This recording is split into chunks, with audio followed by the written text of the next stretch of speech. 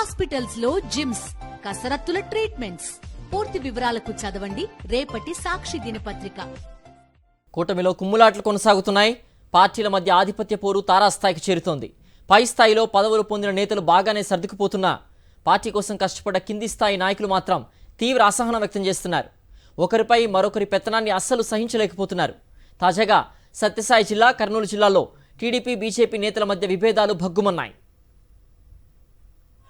సత్యసాయి జిల్లా ధర్మవరంలో ఉద్రిక్త వాతావరణం తలెత్తింది. మంత్రి సత్యకుమార్కి వ్యతిరేకంగా టీడీపీ నేతలు ఆందోళన చేపట్టారు. ధర్మవరంలో మంత్రి సత్యకుమార్ వర్సెస్ టీడీపీ ఇన్ఛార్జి పరిటాల శ్రీరామ్గా వార్ నడుస్తోంది. మున్సిపల్ కమిషనర్ నియామకాన్ని పరిటాల వర్గం తీవ్రంగా వ్యతిరేకిస్తోంది. ఇదే అంశంపై బీజేపీ కార్యాలయం వద్ద టీడీపీ నేతలు ధర్నాకు దిగారు.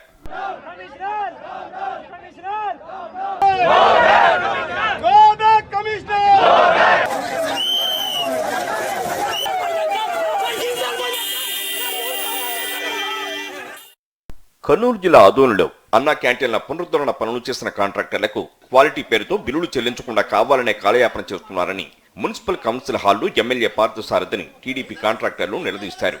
బిల్లులపై సమాధానం చెప్పేంత వరకు వెళ్లమని మున్సిపల్ కార్యాలయంలో బైఠాయించారు. అన్నా క్యాంటీన్లు ఓపెన్ అయ్యాక క్వాలిటీ పేరుతో తాత్సారం చేస్తున్నారని, వెంటనే బిల్లులు చెల్లించకపోతే అన్నా క్యాంటీన్లకు తాళాలు వేస్తామని హెచ్చరించారు టీడీపీ కాంట్రాక్టర్లు. క్యాన్సిల్ చేసి ప్రతిసారి క్యాన్సిల్ చేయడానికి కారణమేమి? ఎవరు మిమ్మల్ని క్యాన్సిల్ చేస్తున్నారు? 4 నెలలు అయింది. ఎజెండా బిల్లా అంటే ఏంటి? దానం చేస్తున్నాం మేమంత సౌకర్యం కాదు సార్.